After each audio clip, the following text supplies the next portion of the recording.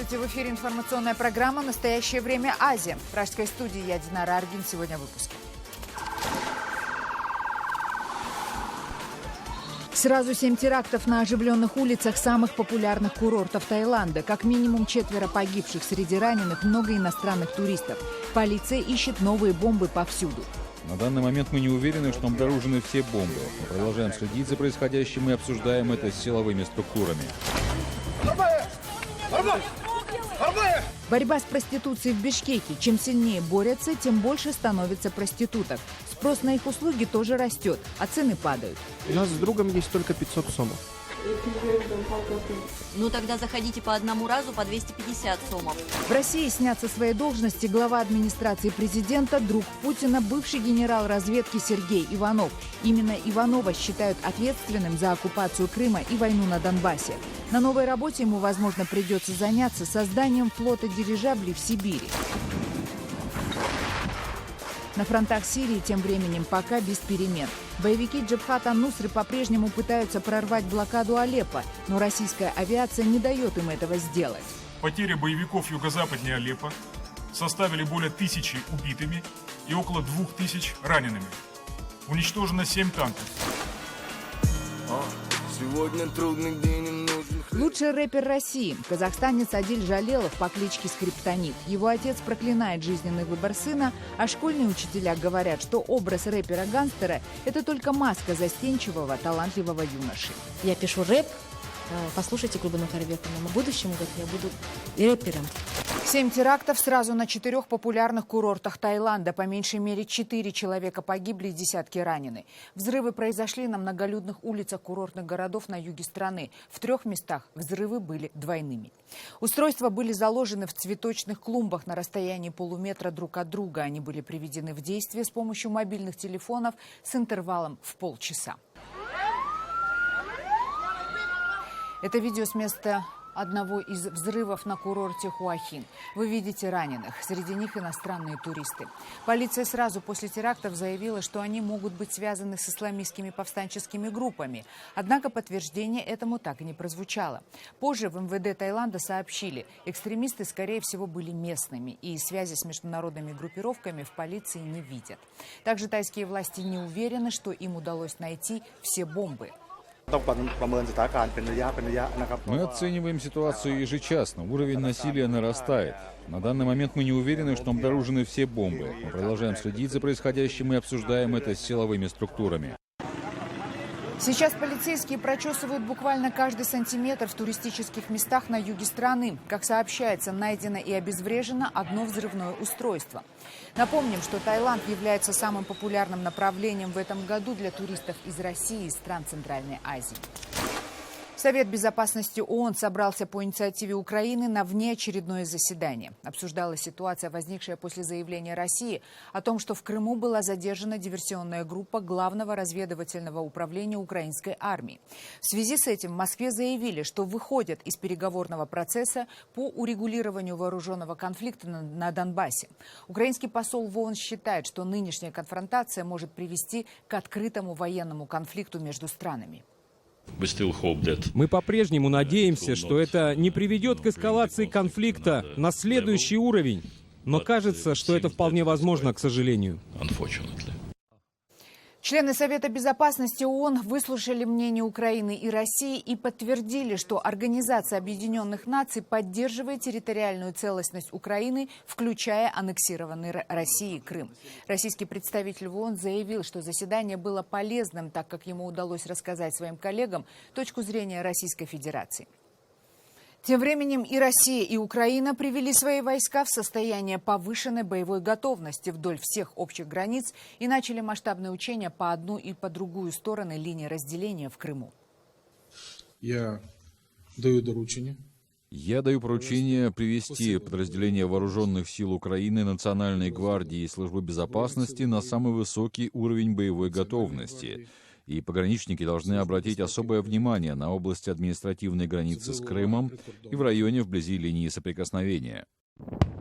Украинские сухопутные подразделения проводят учения для боевой техники и артиллерии в непосредственной близости от Крыма. А украинская авиация тренируется в районе Львова.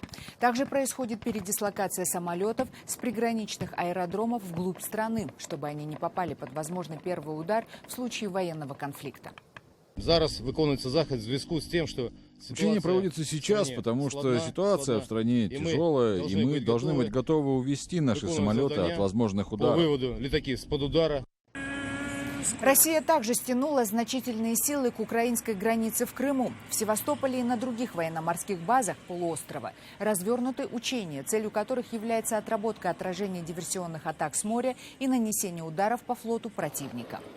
В процессе учения мы будем отрабатывать вопросы как оперативных видов обеспечения, так и непосредственно технического обеспечения, включая противоподводно-диверсионное, навигационное, гидрографическое, поисково-спасательное и некоторые другие. На основании тех мероприятий, которые мы уже сегодня отработали, можно сказать, что личный состав подготовлен. Из-за обострения конфликта на границе Крыма с обеих сторон выстроились многокилометровые автомобильные пробки. Стороны обвиняют друг друга в намеренном затягивании процедуры досмотра грузовиков и легковых автомобилей. Тем временем российские туристы в Крыму вообще не заметили обострения военно-политической ситуации. Несмотря на то, что и газеты, и телевидение передают сообщения о поимке диверсантов со взрывчаткой, отдыхающие говорят, что чувствуют себя в полной безопасности. Подробности в репортаже Рейтер.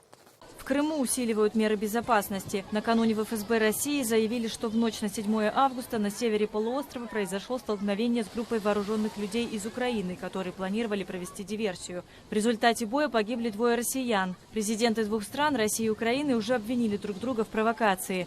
Жители приграничных районов забеспокоились и стали делиться слухами в соцсетях. Однако власти Крыма уверяют, что все под контролем и волноваться не о чем.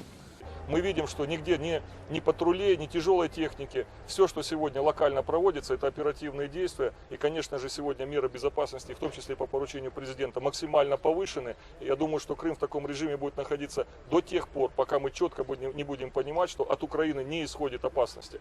А она сегодня от Украины действительно исходит. Туристы, приехавшие в Крым из разных регионов России, ни о чем не беспокоятся.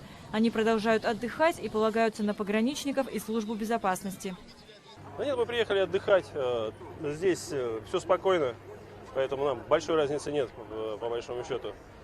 Я думаю, силовые службы разберутся, а уже не наше дело. Главное — отдых. Никто, даже многие вот даже и не знают. Вот у меня внучка рядом. Она говорит, а что там было? Правильно она и говорит. Это комариные укусы. Что они хотят этим показать, я не знаю. Но вы себя здесь чувствуете? Конечно, я отлично себя тут чувствую. В четверг президент Украины Петр Порошенко приказал привести армейские подразделения у границы с Крымом и в Донбассе в полную боевую готовность.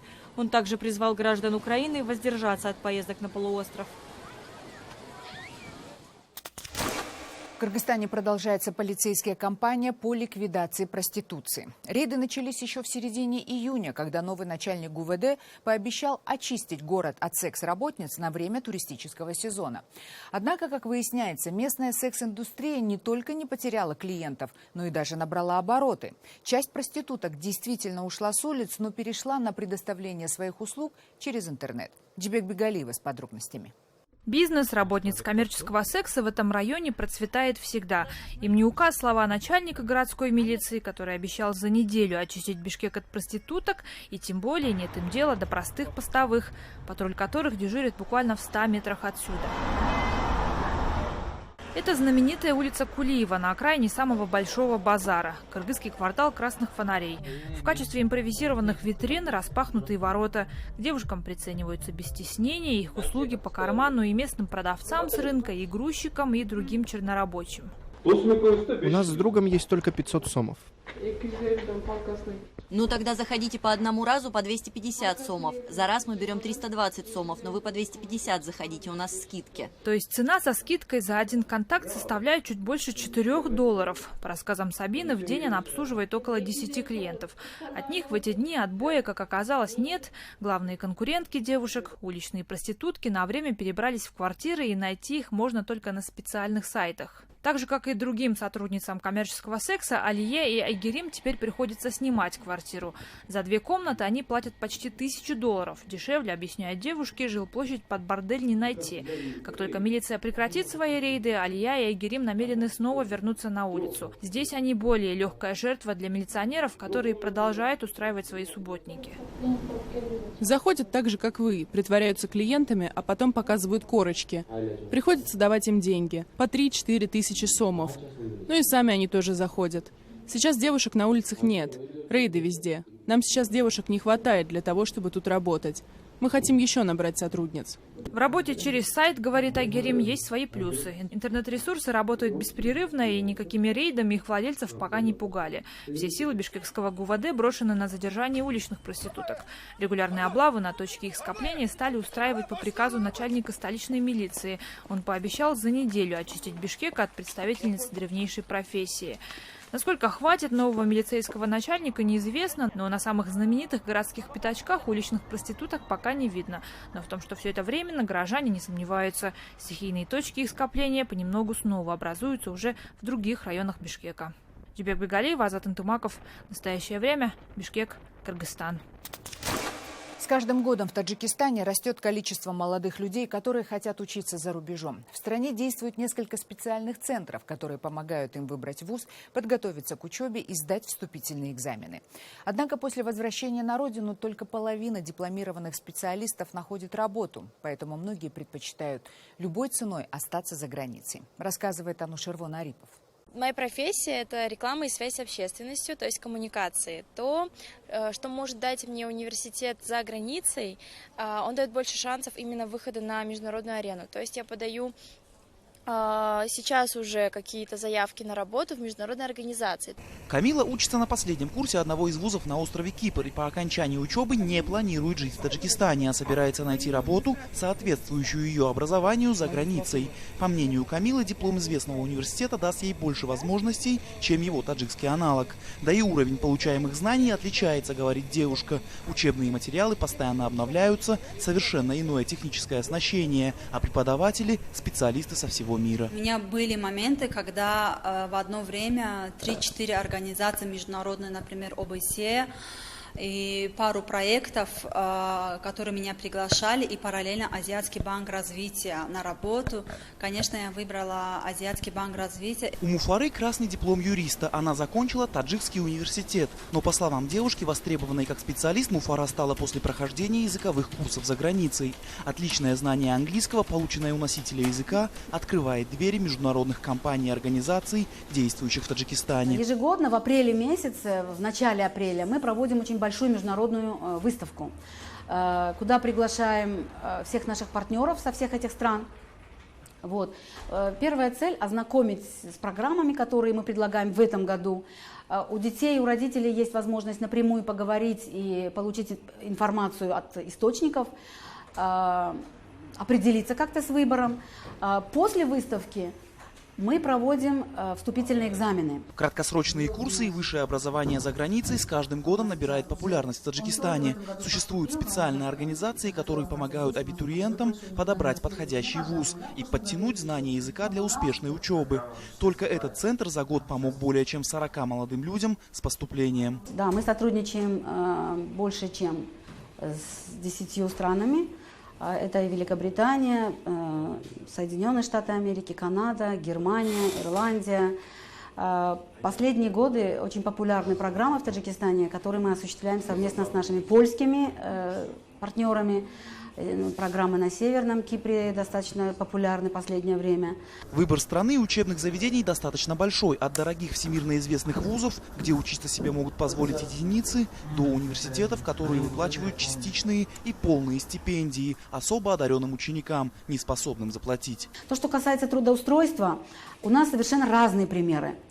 Но учитывая, что мы работаем больше 16 лет, у нас есть очень такие яркие примеры, когда наши выпускники работают уже и в госструктуре, и в бизнес-структурах, в международных организациях. Достаточно много таких. И они на самом деле сделали достаточно хорошую карьеру. Образование, полученное за границей, не является залогом трудоустройства на родине. По словам экспертов, домой возвращаются около 70% выпускников. Это в основном те, кто ехал на учебу, чтобы влиться в семейное дело или имеет какие-то гарантии на рабочее место. В целом, те, кто учился за рубежом, повышают таким образом образовательный уровень в республике, но нет развитой системы, чтобы найти им достойную полученным знаниям работу.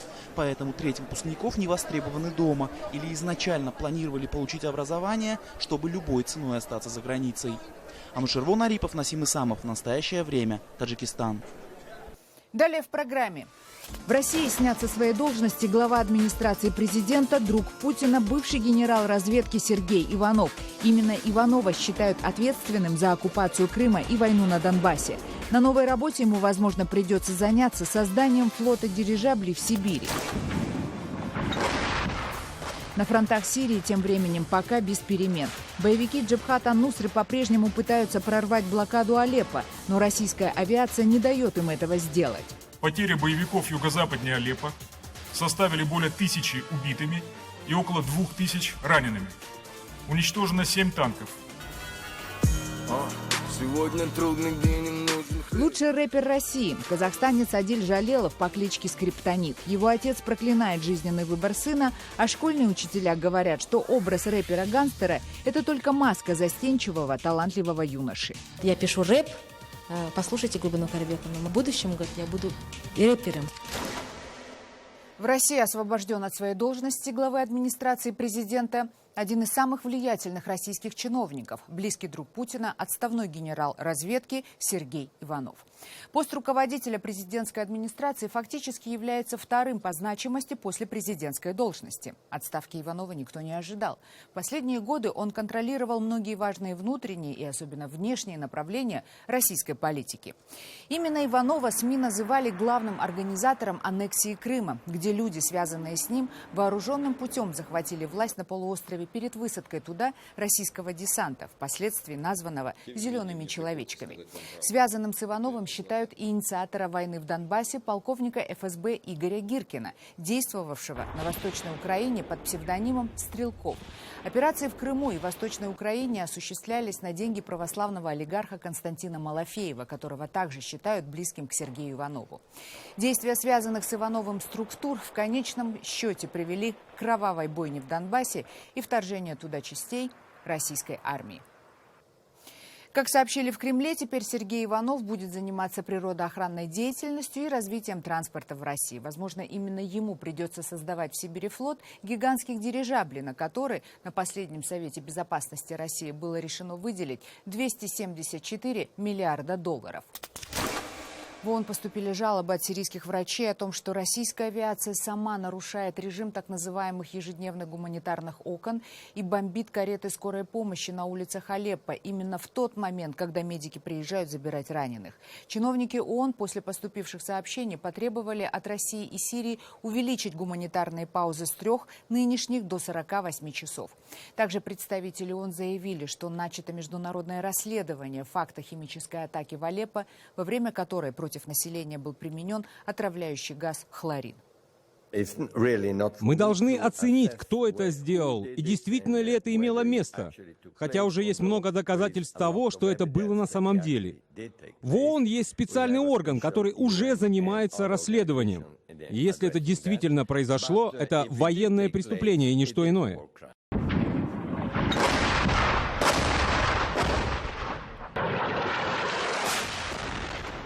Между тем, на юго-западе окруженного Алеппо боевики из террористического фронта Джабхат ан-Нусры не оставляют попыток пробить блокадное кольцо и создать устойчивый коридор для снабжения остающихся в Алеппо подразделений вооруженной группировки и их семей. Танки и пехота ан-Нусры настойчиво продолжают наносить удары по самому тонкому участку обороны армии Асада в районе бывшей артиллерийской академии. Российский Генштаб сегодня опять отчитался о количестве уничтоженной за сутки техники и живой силы Джабхат ан-Нусры. Потери боевиков юго-западнее Алеппо составили более 1000 убитыми и около 2000 ранеными. Уничтожено 7 танков. И сегодня же российские военные опубликовали видео очередного удара стратегической авиации по сирийской столице самопровозглашенного террористического халифата. Удар наносили сразу несколько стратегических бомбардировщиков. За один раз на Ракку было сброшено более 20 тонн бомб. Вы видите кадры Министерства обороны России подготовки к атаке стратегических бомбардировщиков Ту-22 и Ту-160. А это российские самолеты сбрасывают свой смертельный груз на позиции боевиков в Ракке. Еще 3 года назад имя казахстанского рэпера Скриптонит было мало известно даже в его стране. Сегодня его называют лучшим рэпером России. История скромного, но талантливого юноши из маленького поселка, сумевшего покорить Москву. В репортаже Айнур Коскиной. Сегодня трудный день, им нужен хлеб. Хавают то, что дают, как бы обед.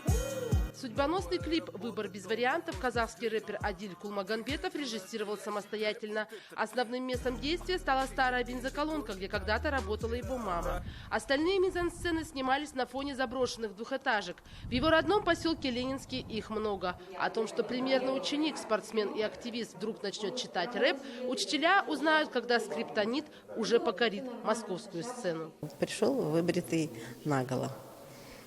Вот это, наверное, и есть его проявление, может быть, своей такой бунтарской души. Первым благодарным слушателем Скриптонита стала его классная руководительница Гульбану Капасова. Она считала его увлечение временным. У Адиля была масса талантов, но то, что эти странные стихи станут его призванием, учитель и не подозревала. Я пишу рэп, послушайте Гульбану Карабековну, в будущем, говорит, я буду рэпером. Я говорю, это не профессия, Адиль, ты хорошо рисуешь, ты вообще актер хороший. Он говорит, Гульбану Карабековну, мне нравится. Дом, где жил Адиль, соседствует со школьным стадионом, поэтому все свободное время он проводил здесь. На него возлагали большие надежды тренеры по дзюдо и баскетболу. При этом он красиво рисовал, читал стихи и даже играл в школьном театре роли Ромео. До 16-17 лет, пока я жил с родителями, я до 10 часов должен был быть дома. Неважно, какое время года, неважно, кто на улице, хоть там дети маленькие еще бегают, ты должен быть дома. Отец Адиля, Уралбек Жалелович, отказался от встречи со съемочной группой. Строгий папа хотел видеть в единственном сыне архитектора, поэтому и отправил его учиться в колледж по специальности дизайнер. У него родители строгие, можно сказать, консервативные немножко. Уехав учиться в Павлодар, молодой человек окончательно рвет связи со школьным прошлым и меняет свою фамилию по имени деда. Так Адиль Кулмагамбетов становится Адилем Жалеловым.